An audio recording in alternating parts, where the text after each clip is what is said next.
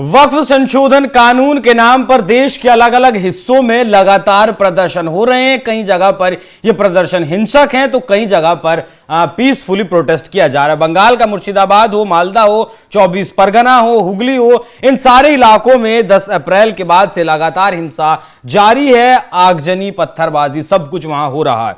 लेकिन अब ये आग बंगाल से निकलकर झारखंड और कर्नाटक में भी जा पहुंची है, क्योंकि कर्नाटक के एक मंत्री हैं हफीजुल इस्लाम, जिनका एक बयान है कि मुसलमान सब्र में है, मुसलमान कब्र में नहीं है। इससे पहले इन्होंने एक बयान दिया था जिसमें इन्होंने कहा था कि मुसलमान के सीने में शरीयत है और हाथ में संविधान है। इन्होंने कहा था कि इनके लिए सबसे पहले शरीयत है, कुरान है, उसके बाद इनके लिए संविधान है। हालांकि इस बयान पर विपक्ष के जितने भी बड़े बड़े नेता हैं, किसी ने कोई आपत्ति दर्ज नहीं करवाई और इन मंत्री जी ने भी अपने बयान के लिए कोई माफी नहीं मांगी। तो जब इस तरीके की चीजें, इस तरीके के बयान दिए जाएंगे, तब क्या देश में एक बार फिर से हिंसा नहीं फैलेगी?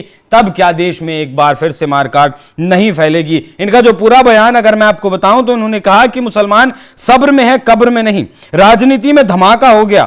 खुले मन से उन्होंने कहा कि पहले शरीयत है, फिर संविधान है, मुसलमान सड़क पर आएगा, मारकाट होगी, देश बर्बाद होगा। ये कहना है मंत्री हफीजुल हसन का। माफ कीजिए, इससे पहले मैंने उनका नाम गलत लिया था।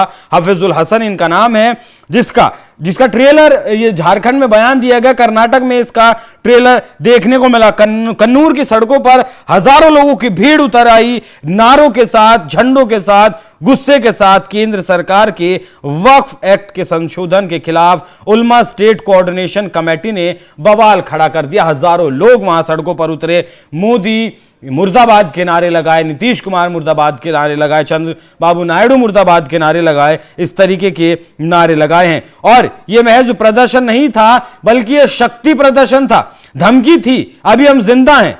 दक्षिण कन्नड़, उडुपी, चिकमंगलूर और कोडागु जैसे जिले में भीड़ बहुत ज्यादा उमड़ी। दावा किया गया कि हजारों लोग यहां जुटे थे, लेकिन गनीमत रही कि कोई अप्रिय घटना नहीं घटी है। अब यहां सवाल यह है कि जब कानून बन गया, लोकसभा, राज्यसभा, राष्ट्रपति की मोहर लग गई, तब इतना बवाल क्यों? इसका कारण है वक्फ बाय यूजर जो खत्म किया गया है। मतलब अब ये लोग कि सरकारी जमीनों पर कब्जा नहीं कर पाएंगे। अब ये लोग नहीं जो कहीं भी किसी भी जगह पर वक्फ का दावा ठोक देते थे, वो नहीं कर पाएंगे। कर्नाटक में क्या स्थिति थी, उसके लिए मैं आपको एक बयान सुनवाना चाहता हूं। सुनवाइएगा जरा।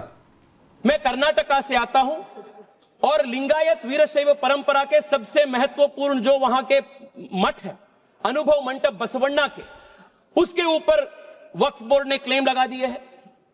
विजयपुरा डिस्ट्रिक्ट में, एक ही डिस्ट्रिक्ट में 15,000 एकड़ जमीन का कब्जा वक्फ बोर्ड ने किया है। In one district 15,000 acres. Sir किसानों के जमीन। सर आप सोचिए, जिस जमीन पे आप हजारों साल से आपके पिताजी, आपके बुजुर्ग लोग वहां खेती किए हैं, वहां उनका देहांत हुए हैं, वहां जहां सब कुछ आपके परिवार का है, उसी जमीन पे आपको वक्फ बोर्ड ने रातों रात एनक्रोचर डिक्लेयर कर दिया है। सर कर्नाटका में 4-5 ऐसे डिस्ट्रिक्ट है जहां सीरीज में आत्महत्या हो चुकी है फार्मर्स के।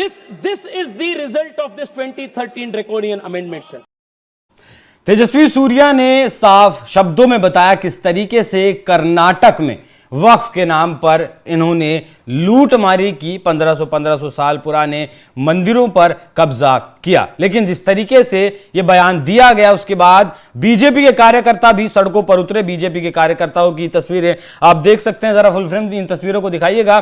बीजेपी के जो कार्यकर्ता हैं वो भी सड़कों पर उतरे और उन्होंने इसका विरोध किया। उन्होंने कहा कि इस तरीकों की जो बयान है वो उनके लिए माफी मांगी जानी चाहिए। हालांकि मामला फिलहाल सुप्रीम कोर्ट में है। सुप्रीम कोर्ट में 2 दिन की इस पूरे मामले की सुनवाई हुई और सुप्रीम कोर्ट ने सरकार को 7 दिन का वक्त दिया है जवाब देने के लिए। अब 5 मई को इस वक्फ संशोधन कानून को लेकर सुप्रीम कोर्ट में अगली सुनवाई होनी है। लेकिन जिस समाज में गंगा जमुनी तहजीब की मिसाल दी जाती है, बात कही जाती है, उस समाज में क्या इस तरीके के बयानों के लिए जगह है कि मुसलमान सब्र में है, कब्र में नहीं है? मुसलमान युवा अगर सड़कों पर उतर गया तो वो तांडव करेगा, वो पता नहीं क्या करेगा, सरकारें हिल जाएंगी, सरकार की जड़ें हिल जाएंगी। तो क्या ये लोग वाकई में संविधान को मानते भी हैं या नहीं, इस बात भी शक को सुबह बना रहता है जिस तरीके से इनके बयान आते हैं। और जब इतने जहरीले बयान मंत्रियों के द्वारा दिए जाते हैं तो क्यों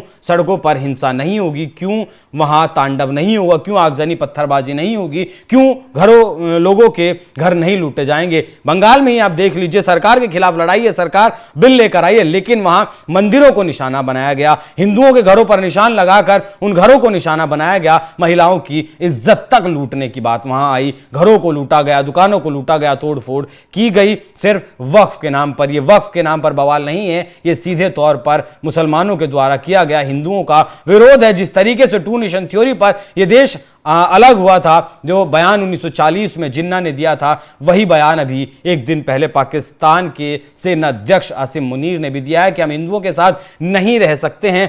उन बयानों का यहां के मुसलमानों पर भी असर दिखता है, क्योंकि जब भारत मैच जीतता है तब भी इस देश में कुछ तबका है, कुछ समाज है, कुछ लोग हैं जिन्हें वो रास नहीं आता और वो दुखी होते हैं, भारी मन से प्रदर्शन करते हैं, लोग सड़कों पर उतरते हैं, तांडव करते हैं। लेकिन जिस तरीके का ये बयान आया है झारखंड के मंत्री का, उस पर आपका क्या कुछ कहना है, कमेंट कर में जरूर बताइएगा। नमस्कार।